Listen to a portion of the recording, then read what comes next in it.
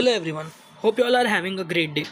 Today we are going to learn about the topic bacteria and their relationship to pathology according to J.H. Allen. So the previous question that was asked is, explain bacteria medium of conveying disease according to J.H. Allen. Add a note on subversive force. So let's start. In Chronic Miasm, Sora and Pseudosora Volume 1, J.H. Allen presents a distinct perspective on bacteria and their role in disease. Introduction. Unlike conventional germ theory, which views bacteria as a primary cause of illness, Allen considers bacteria a secondary factor that thrives only in a miasmatically weakened system. He emphasizes that bacteria alone cannot create disease. Instead, they act as a medium through which pre-existing miasmatic influences express themselves. Allen believes in dynamic doctrine of Hahnemann, which stated that disease is nothing more than disturbance of the life force, vital force. Bacteria as opportunistic agents. Bacteria, not the cause, but the consequence. Bacteria do not inherently cause disease, but exploit a weakened constitution. According to Allen, bacteria are opportunistic, appearing in tissues already deranged by latent miasms. A strong vital force resists bacterial invasion and prevents disease. Quoted point. Bacteria are scavengers, not creators of disease. They find lodgment only where the soil is prepared. Second, role of the soil. Miasmatic constitution.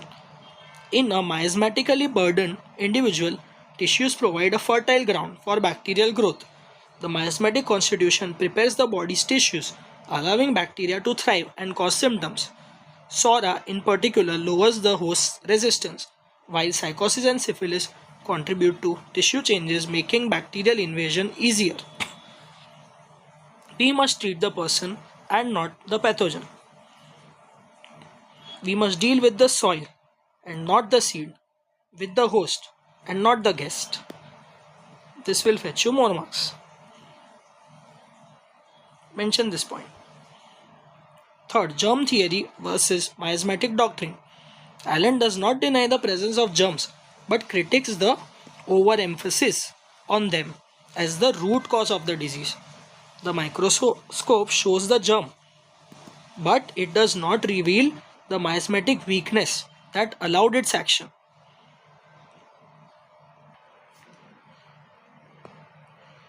He advocates that true healer should treat constitutional dyscrasia instead of focusing on bacterial destruction. This is also a good important point. It will fetch you marks. Fourth, bacteria and chronic disease development. Bacteria acts as agents of disease progression, not originators. The presence of bacteria in conditions like tuberculosis, pneumonia, syphilis is a result of miasmatic predisposition. Chronic diseases arise not from bacteria alone, but due to long-term internal imbalances that create a receptive host. So chronic diseases arise not from bacteria alone, but due to long-term internal imbalances that create a receptive host. Critique of germ theory and modern medicine. Modern medicines focuses on bacteria rather than addressing host susceptibility. This sort of treatment did not bring down the mortality rate, nor did it decrease the disease phenomena. Diseases like smallpox, TB were increasing day by day. Antibiotic treatments may eliminate bacteria but fail to correct miasmatic weaknesses. Ignoring constitutional treatment leads to recurring infections and chronic illnesses. Sixth point, bacteria as a medium for disease transmission. Bacteria spread disease, but host condition determines susceptibility. A strong constitution can resist infection, while a miasmatically weak individual is prone to disease. The body's internal state, soil. He has mentioned the word soil again and again, so you also mention it. It will help you fetch marks. Body's internal state, soil, is more important than the bacteria seed in disease progression. Okay. 7. It is only Hahnemann who recognized the dynamic aspect of the disease, which made possible to understand it in a better manner. Without Dr. Hahnemann's instructions, it will be impossible to comprehend it. Conclusion. Very important. So that we can sum up things. Bacteria alone do not cause disease. They act as a medium for miasmatic expression. True healing requires strengthening the constitution rather than just eliminating bacteria. Homeopathic treatment should focus on restoring body's vitality and addressing the underlying miasm rather than merely targeting the pathogens. Next, we move to J.H. Allen's view on bond of subversive force.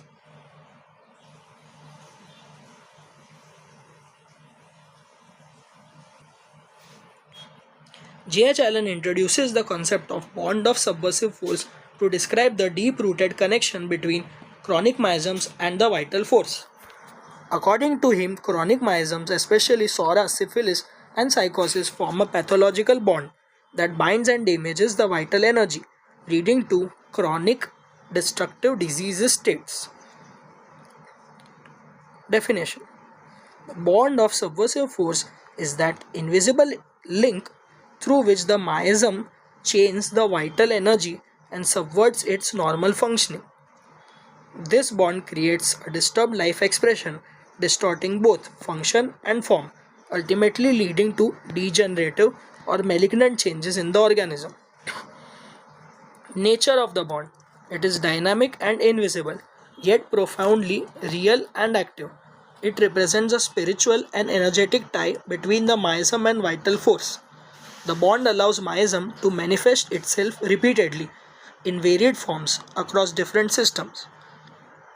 It is the bond that keeps the miasm alive and active within the organism even in apparent states of health.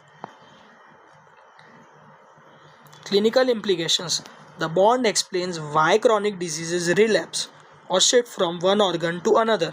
It underscores the failure of palliation and the necessity of constitutional anti-miasmatic treatment. Unless the bond is broken, true cure is not possible.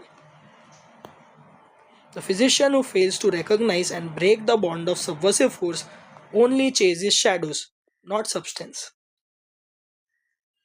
How the bond is formed often begins in early life or is inherited through miasmatic taints, especially psora, can be reinforced by suppression, drugging, or emotional shocks, deepens over time, attaching itself to vital organs, producing intractable pathology. Every suppression tightens this bond, every violent drug weakens the resistance and strengthens the ties. Breaking the bond can only be achieved through correct constitutional remedy, anti-miasmatic treatment, long-term patient-specific management. The simillimum unknown can sever this link, freeing the vital force to reassert its natural functions. Thank you. Have a nice day. Keep support.